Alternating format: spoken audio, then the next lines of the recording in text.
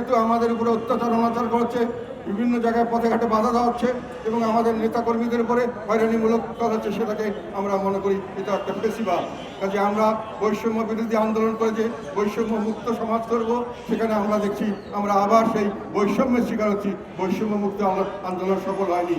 আবার দেখতে পাচ্ছি যে ফেসিবাদকে আমরা ধ্বংস করার জন্য এত সারা 99% মানুষ এক হয়েছিল, সেই ফেসিবাদ আবার মাথার তারা দিয়ে উঠছে।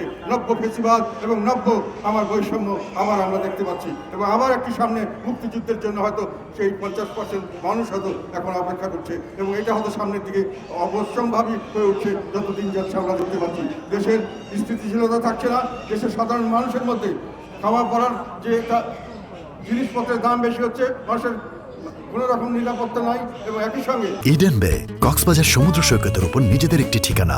মাত্র 5 লাখ টাকায় আপনিও হয়ে যেতে পারেন এই হোটেলের মালিক। ইডেন বে, আ কনসার্ন অফ ভাইয়া হোটেলস। চাকরির সুযোগ সীমিত হয়ে যাচ্ছে, সাধারণ মানুষ দুঃখ কষ্টে জীবন পালন করছে। সেখানে আমরা দেশকে বিভক্ত করছি, যেখানে আমাদের উদ্দেশ্য ছিল একটি একতাবদ্ধ দেশ, যার মাধ্যমে আমরা সামনের দিকে এগিয়ে যাব, যার মাধ্যমে অতীতের সব ভুল ত্রুটি আমরা শেষ করে ফেলবো। কিন্তু দেখেন প্রায়োরিটি করা হয়েছে কোনটা? সমস্ত মানুষ সংগ্রাম করেছে শেখ হাসিনাকে হটানোর জন্য। কি জন্য? তারপরে তারা কি চেয়েছে?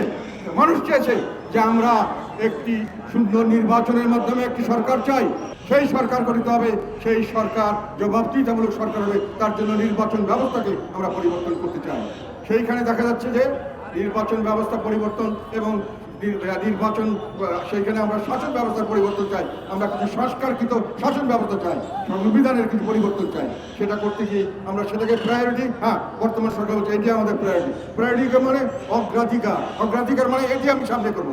এটা সামনে করতে গেলে আপনাকে দেশে ইউনিটি রাখতে হবে, সকল দল এক হলে বা জনগণ এক হলে, যেটা একই ছিল, তাহলে আপনি এটা করতে পারতেন। সকলের সঙ্গে আলাপ করে যেটা মানুষে বলবে সেটাই করতে পারতেন। কিন্তু আমরা বাস্তবে কি দেখলাম যে ওনারা বললো আগে আমরা হত্যার বিচার করব। কার হত্যার? কোথায় বলো ছাত্রদের হত্যার বিচার করবে। ছাত্রদের হত্যার বিচার কেউ বাধা দিবে না, কিন্তু হত্যার বিচার করতে হবে। হত্যার বিচারের নামে প্রহসন করে সাধারণ মানুষকে হয়রানি করা যেটা করা হচ্ছে, সেটা কোনো হত্যার বিচার নয়। আর একটা কথা, এই সংস্কার আর এই বিচার এগুলো কিন্তু কন্টিনিউয়াস প্রসেস, এগুলোর কোনো শেষ নেই। আপনি যদি আজকে বলেন যে ছাত্রদের হত্যা করা হবে, হত্যার বিচার করা হবে, সেটা কতদিন শেষ হবে কেউ বলতে পারবে না। 5 বছর হতে পারে, 10 বছর হতে পারে, এটা অনেক দিন চলতে পারে। আরেকটি কথা, সেখানে শুধু ছাত্ররাই কিন্তু মারা যায়নি, সাধারণ মানুষ মারা গেছে, এমনকি পুলিশও মারা গেছে। কাজে হত্যার বিচার, এটার পরে এই সরকার চলে গেলে আবার হত্যার বিচার, এই হত্যার বিচার প্রশ্ন আসতে পারে। কাজে হত্যার বিচার বলে এটাকে শেষ করে আপনি তারপরে যাবেন আপনার সংস্কার এবং নির্বাচন, এই কথাটি আমি মনে করি যুক্তিসঙ্গত নয়। আপনি যেটা আগে করতে চাচ্ছেন সেটাই হলো অগ্রাধিকার। আপনি অগ্রাধিকার হচ্ছে হত্যার বিচার, এবং শুধু হত্যার বিচার নয়, এখন আপনি এর সঙ্গে লাগিয়েছেন খুন, গুম এবং যত ধরনের হত্যা হয়েছে এই কত 15 বছরে, সবগুলির বিচার। আমরা সবগুলির বিচার চাই, কিন্তু এগুলো তো একটা স্বাভাবিক প্রসেস হতে হবে। স্বাভাবিক সরকার করবে, সময় মতো করবে, সেইভাবেই তো আমরা এটাকে দেখতে চেয়েছিলাম এবং সেইভাবে হলেই তো সত্যিকার অর্থে হত্যার বিচার হতো। আমরা একটা জিনিস নিয়ে আমরা আশঙ্কা করছি, সেটা হলো যে আমরা যেটা মনে করি আমাদের জুরিসপ্রুডেন্স আমাদের যেটা আছে আইনশাস্ত্রে, আমাদের দেশের যে সূত্র, যে সূত্রের উপরে আইন চলে, সেটা হলো 10 জন অপরাধীকে ছেড়ে দিতে হবে যদি একজন নিরপরাধ সে কারণে দোষী সাব্যস্ত না হয়। কিন্তু আমরা এখানে উল্টোটা করতে দেখছি, সেটাই আমাদের আশঙ্কার বিষয়।